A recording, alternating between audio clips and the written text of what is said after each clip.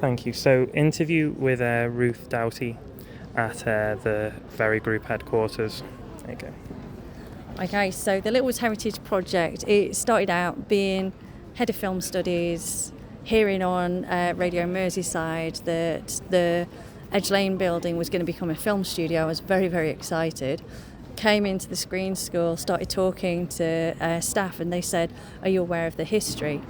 And so started looking online and seeing these images, just really mad images of these huge warehouses filled with women, desks and desks, hundreds of them, all sat at desks with papers around it, almost at Soviets. And so I started asking questions, and people said about the football pools. Do I remember the football pools? So football pools back in the day was one of the only ways of changing your circumstances, because if you were born working class, you would die working class. You wouldn't be able to go off to university and get educated, but you could change your circumstances if you came up on the football pools. And so, of course, again, asking questions, who sort of like set up the football pools? Well, it was John Moores, founder of our university. And so John Moores and his family, he came from a very working class family. Dad was a bricklayer, but also an alcoholic, quite abusive towards the mother. So John and the other brothers in the family were sort of like bringing in the money, and John Moores had an idea to start a football pool. So the idea of kind of gambling on football fixtures, trying to identify which football teams would have a draw, and he set up this coupon. And so this was, we've got it written down somewhere, it was in the 1930s, it might have even been 1929. Can't we make a quick check? 1924, there you go. So it was him and two of his mates, Colin Askham and Bill Hughes. So they all invested 50 quid and they set up this company, but they didn't want to put their name to it because they had jobs. But I think it was Bill Askham who was adopted, and his original name prior to adoption was Littlewoods. So that's where that came from. So they initially set up outside Manchester United, and started doing coupons, but it wasn't earning much money, and they kept doing it, and in the end Bill and Colin decided there's no money in it, and so John bought them out, and so then suddenly the pools company Littlewoods just belonged to John, and at this point he gets his brother Cecil involved, and it becomes a family business, and they end up in Liverpool, and they start printing off coupons, and it starts to become really quite popular, and then it becomes this massive, almost like an industry. In its heyday, 30,000 people worked for Littlewoods, and it was a workforce that consisted mainly of women, which was very unusual for the time, because women would only really work as cleaners or as waitresses. So to actually have a proper wage, and Littlewoods paid the highest wage in Liverpool. So it was really good. During the war, the whole workforce was repurposed for the war effort. So the women were sewing parachutes, sewing little good luck messages into them as well, making barrage balloons, military transport. So, they were really canny businessmen. They realised that there was an opportunity here, but also to help. And the Littlewoods building on Edge Lane was also commandeered by the government, so all international mail in and out of Liverpool went through that building, and the women actually checked the letters to see if there was any secrets being told, stories of spies and stuff. The idea of loose lips sink ships. So then after the war, they get back to doing the pools, but John Moores one day is chatting with Cecil and says, was it good luck? Could we do it again? Could we get another successful company? And at this point, the pools then goes over to Cecil, because John Moores sets up the Littlewoods retail stores and interestingly the mail order catalogues. So it was one of the first mail order catalogues, and it was successful again, and interestingly we're here today very headquarters, which is that mail order catalogue that is still continuing. Now it's online shopping, but it is still the Littlewoods brand. And interestingly, if you search Littlewoods and you click, there is a website, and it's exactly the same as the very website. It just says Littlewoods. So for people of an older generation that are searching for Littlewoods, they can still find it, but it is very. But yeah, I think the things we need to remember, though, is how the Moores brothers looked after their workforce. So if you were unwell, rather than asking for a sick note, they had a hunting lodge in Scotland, in Glen Truel, Troll. And they would allow people to go to their own hunting lodge to recuperate. And there was always room on the bus for a few other people, and they'd often just go to the pub, but you could do painting and walking in Scotland Highlands. They also did day trips to Blackpool, to Harrogate. So you would have, convoys of 12,000 people on coaches, and the police would actually manipulate the traffic lights to let all the Littlewoods coaches through in one go. There was also the John Moores Painting Prize. They did work with disabled children in the area. So there was a lot of putting back to the community. But there's a real sense of the workforce feeling like a family, that they belonged. They had sports days, they had lots of sports clubs, there was choirs, there was the Miss Littlewoods beauty contest.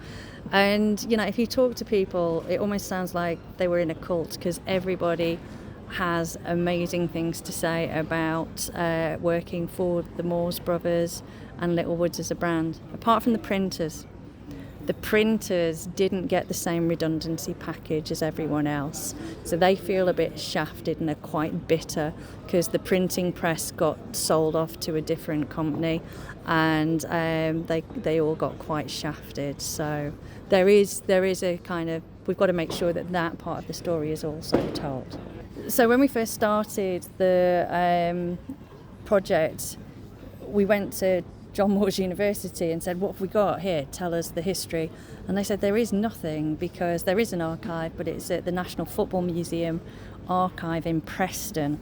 So we went to the Preston, and there was like 100 archive boxes full of vintage photographs, documents, marketing, letters, but nobody can access them. You can only get into this archive 1 day a week, 2 people at a time. So I went to LJMU and started looking at internship possibilities. So for 5 years, we've had student interns going to the Football Museum archive in Preston, digitising the images, cataloguing the images. So we've now created a digital archive of over 2,000 artefacts. But also we've created a community film. And that was based on oral history interviews. We've done about 26 oral history interviews with former employees. But then those stories that we've heard from those interviews and coffee mornings, we did a lot of coffee mornings with former employees. They inspired the film that was made by local filmmaker Laura Spark. The narrative was by Jeff Young. And then Jezebel Halewood Lagasse did the music as well. And this was from Heritage Lottery funding that we got. So we created a community film. And because we were in lockdown, the images were all animated. I mean, Laura, the filmmaker, is an animator. So she animated the vintage photographs. We did manage to do a few school workshops to do some animation with kids locally. And it was the kids near the Edge Lane building that got involved in that. And so we've got the film, we've got the oral history interviews, we've got the archive, we've created a website, and then we've got the exhibition, which is just sharing with the community some of these amazing images and trying to tell the story. And so you can see the exhibition as it is now, but we are going to be developing the displays further. as we go into the Museum of Liverpool from the 1st of February to the 28th of April.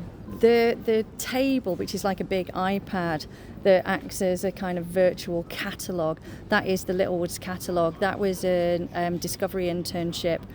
We were donated a load of old Littlewoods catalogues, and so we had a student that actually digitised all of those images, and so we put that into a bit of software so you can flick through it like a catalogue, which is quite simple tech. And in fact, it's a very old table, but it still occasionally works. And then the immersive material, so that was some students, master's students on the MA Immersive Arts degree, and they created a number of artefacts.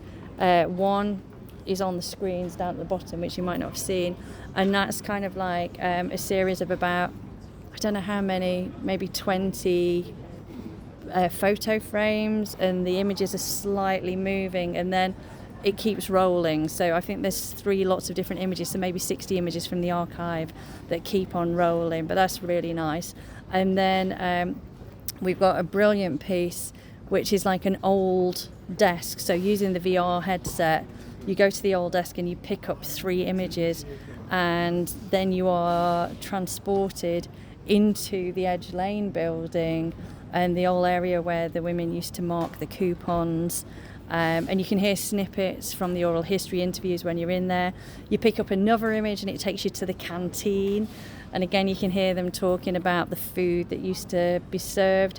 And then we've got another image, and then that takes you to kind of like a 1980s kind of PC suite, but it all looks really quite old. So using immersive VR technology to bring history to life. And what was great when we did the launch of that in the Student Life building at John Moores, we had a woman, a former employee, so she must have been 70s, with this headset on, and she got really emotional because she said, "Oh my God, that's where I used to sit. I want to go to my seat." And it was just really nice to just kind of take people back and relive their memories in those ways. That's lovely. And just to let's sort of like finish up, you've got a little signature book where people can write what it meant to them as the community, and just how through sort of multimedia technology you've sort of contextualized this history and brought it to life quite vividly. I think it's really hard to kind of, measure the impact of an exhibition or a project like this, because whenever you put out a guest book and the former employees come, rather than them actually commenting on our exhibition, instead they use it as an opportunity to share their memories and talk about working for the Moores family and Littlewoods. So whereas we were hoping to get some reflections on our exhibition, instead they're right, "Oh, Littlewoods, it was the best company to work for, never want to work anywhere else, best years of my life." So we're still trying to find ways to actually capture responses to our exhibition. And so we did a talk at Very on Tuesday, and we had about 30-40 people in the room, but over 250 people online. And so we used a Vivox kind of survey code, and I think I've not had a chance to look at it, but I have heard that we've got some more focused responses about the exhibition rather than Littlewoods. But again, I suppose it's the demographic that you're talking to, people who work there or people who haven't worked there and are learning about the company for the first time. That's amazing. Thank you for your time, Ruth. You're very welcome, appreciate it. Peter. Thank you.